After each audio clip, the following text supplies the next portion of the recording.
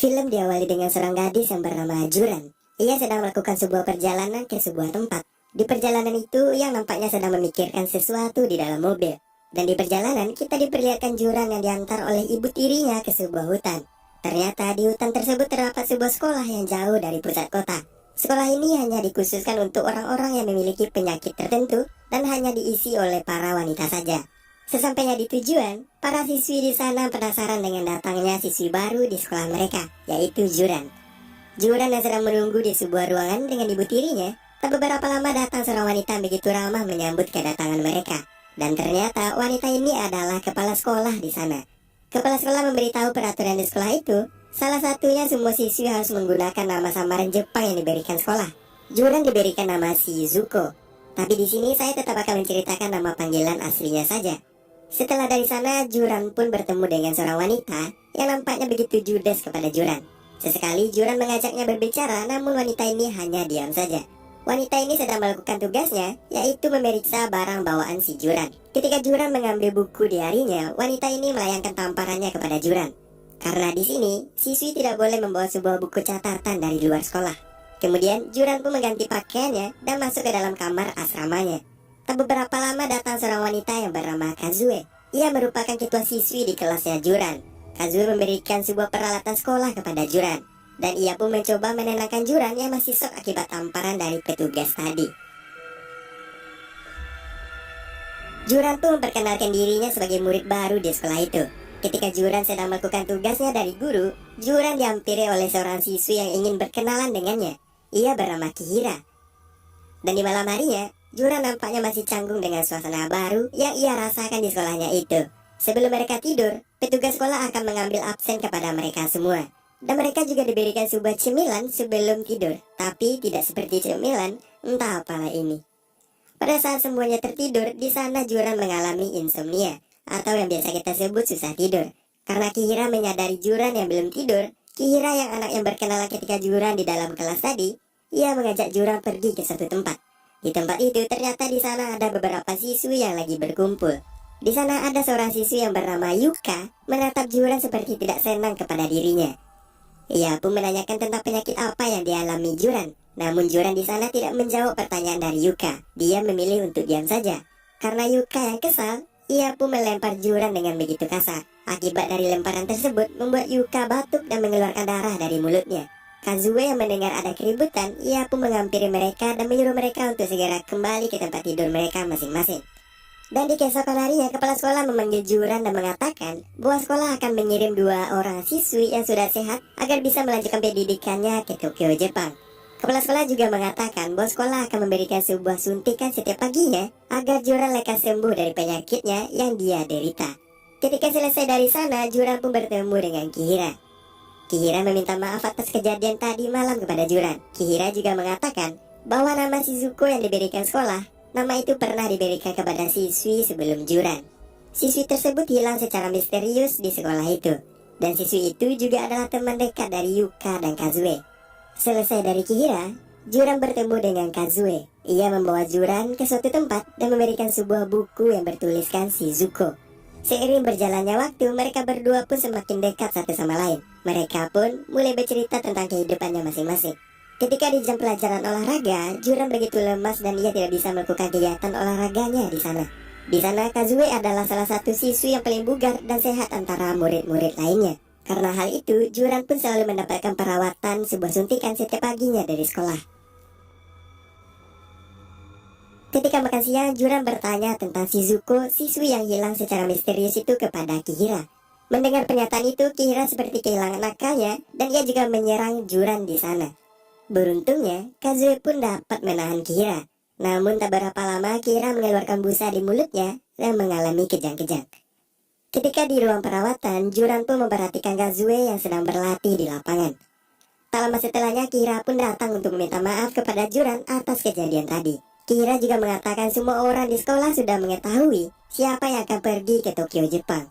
Mereka adalah Yuka dan Kazue. Suatu hari Kazue pun mengajak Juran pergi secara diam-diam dari asrama untuk pergi ke suatu tempat. Kazue mengajak Juran ke tepi sebuah sungai. Sesampainya di sana, Juran mengatakan bahwa dirinya merasakan sehat daripada hari sebelumnya. karena ia sudah berlari cukup jauh dan penyakitnya juga tidak kambuh sama sekali. Dan Juran pun merasa bahagia atas hal itu. Keesokan harinya di jam olahraga, keajaiban pun terjadi kepada Juran. Ia mampu untuk melakukan lompatan jauh, dan ia merasakan sangat bugar di tubuhnya. Arega memperlihatkan Juran yang sedang sendirian di kamar asramanya. Hal aneh pun terjadi di sana ketika Juran melihat sebuah kalung berada di bawah tempat tidurnya. Sosok sebuah tangan muncul secara tiba-tiba dari kolong tempat tidur dan mengambil kalung itu. Juran yang kaget melihat kejadian tersebut, ia pun mencoba untuk memeriksa di bawah tempat tidur itu. Namun ketika sudah diperiksa, Juran tidak melihat apa-apa di bawah sana. Namun hal aneh pun kembali muncul di hadapannya. Ia melihat sesosok manusia yang nampaknya sudah sekarat.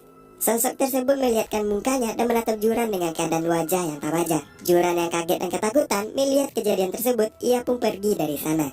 Setelah kejadian tersebut, Juran mendengar kabar bahwa salah satu seorang siswi tiba-tiba hilang secara misterius dari sekolahnya itu. Lalu kepala sekolah pun mengumumkan bahwa siswi tersebut sudah dijemput oleh kedua orang tuanya. Juran yang merasa curiga, ia pun menceritakan kejadian aneh yang ia lihat kemarin kepada Kazue.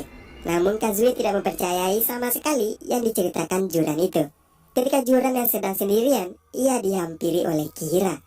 Kira mengatakan persoalan seorang siswi yang hilang secara tiba-tiba tadi kepada Juran. Kemudian Kira pun mengajak Juran ke sebuah tempat. Juran di sana melihat sesosok yang merangkak dari bawah tangga. Juran yang ketakutan melihat hal itu, ia pun menolehkan hadapannya kepada Kira. Namun di sana, secara tiba-tiba Kira mencekik lehernya sendiri dan berteriak seperti orang yang sedang kesurupan. Tak tinggal diam, Juran pun melaporkan kejadian tersebut kepada petugas sekolah. Namun ketika Juran dan petugas datang kembali ke sana, mereka tidak melihat kejadian aneh apapun di sana. Juran benar-benar merasakan aneh di sekolah itu. Keesokan harinya terjadi pertengkaran kecil antara Juran dan Kazue. Juran yang terlihat kesal tiba-tiba ia bisa melompat begitu tinggi.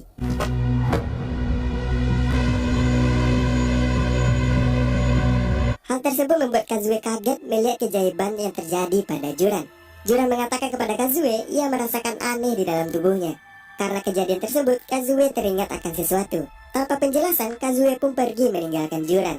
Adegan pun berlanjut di dalam kelas. Kepala sekolah mengumumkan kepada semua siswinya, 2 di antara mereka akan dikirimkan ke Tokyo, Jepang. Dan ternyata, salah satu yang terpilih adalah Juran. Setelah mendengar pengumuman tersebut, Yuka pun kesal karena ia tidak terpilih. Dan ia pun melampiaskan kemarahannya kepada Juran. Ia memperlakukan Juran dengan begitu kasar. Karena Juran yang kehabisan rasa sabarnya, ia pun melawan Yuka dengan berteriak dengan keras, yang mengakibatkan kaca di sana pecah. Dan semua siswi pun terkejut akan kejadian tersebut. Tak hanya sampai di situ, Juran pun juga mencoba mengangkat Yuka dengan satu tangannya. Namun tak lama setelah itu Juran pun sadar dan terkejut atas apa yang terjadi. Tak lama setelah itu Kazue pun datang. Karena kejadian yang dilakukan Juran itu, ia mulai teringat sesuatu.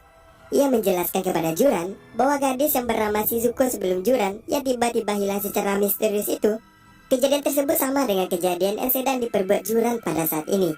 Karena kejadian aneh tersebut, Juran dan Kazue pun mencari kebenaran atas apa yang terjadi selama ini di sekolah itu. Kazue dan Juran yang sedang berada di ruang kepala sekolah untuk mencari sebuah petunjuk. Namun tak lama setelahnya, kepala sekolah pun datang bersama seorang tentara Jepang. Kazue dan Juran pun berhasil bersembunyi dan mendengar percakapan antara kepala sekolah dengan tentara Jepang itu. Kebenaran terungkap ketika Kazue dan Juran mendengar bahwa semua siswi di sekolah itu dijadikan sebuah bahan percobaan. Setelah itu, kepala sekolah pun pergi bersama tentara Jepang itu. Kazue dan Juran pun menemukan sebuah catatan biologi. Catatan tersebut berisi tentang mengubah seorang manusia untuk dijadikan manusia super. Tak hanya catatan, mereka juga menemukan sebuah rekaman yang menunjukkan aksi seorang manusia yang dijadikan bahan percobaan. Karena mereka tak ingin lagi berada di sana, mereka berdua pun mencoba untuk kabur dari sekolah itu. Kepala sekolah yang mengetahui 2 orang kabur, ia pun menyuruh anak buahnya untuk mencari Kazue dan Juran. Mereka berdua bertemu dengan tentara Jepang yang bersama kepala sekolah tadi. Namun beruntungnya mereka berdua berhasil melakukan perlawanan kepada tentara tersebut. Ketika hendak mencoba berlari kembali, Juran yang berada di posisi belakang, tiba-tiba ia ditembaki oleh tentara Jepang. Kazue yang tidak bisa berbuat apa-apa, ia hanya bisa berlari meninggalkan Juran. Kemudian, Juran pun dibawa kembali ke sekolah untuk melakukan percobaan terakhir mereka dengan memberikan sebuah suntikan kepada semua siswi di sana. Tak lama kemudian Kazue pun datang untuk menyelamatkan Juran. Namun sialnya, Kazue malah ketahuan oleh tentara Jepang. Tentara Jepang yang kesal itu, ia pun menghukum Kazue dengan mengikatnya di dalam sebuah tabung yang berisi air. Tak lama setelahnya, Kazue pun tewas di dalam tabung yang penuh air tersebut. Dan tak lama setelahnya, Juran pun sadar dari biusnya. Ia pun mencoba untuk berjalan melihat situasi di laboratorium itu. Hal mengejutkan terjadi ketika Juran melihat beberapa temannya berada di dalam sebuah tabung yang telah dibekukan. Juran pun menangis atas kejadian yang ia lihat tersebut, terutama ketika ia tahu bahwa Kazue juga berada di sana. Juran yang kesal, ia pun berencana untuk membalaskan dendamnya kepada semua orang yang telah memperlakukan mereka seperti itu. Juran pun menyerang beberapa tentara dan terlihat Juran seperti menjadi seorang manusia super akibat suntikan yang diberikan kepala sekolah tadi. Di sana, ia berhasil melampiaskan kemarahannya kepada semua orang di sana. Kemudian Juran menuju ke tempat Kazue yang dibekukan. Namun sialnya, kepala sekolah mencoba untuk menembaki Juran dari belakang. Tetapi tembakan tersebut meleset mengenai tabungnya Kazue. Juran pun semakin marah dan ia mencoba untuk mengakhiri nyawa si kepala sekolah tersebut. Seketika kepala sekolah pun tewas. Dan di ending film, Juran memangku jenazah dari sahabatnya, yaitu Kazue.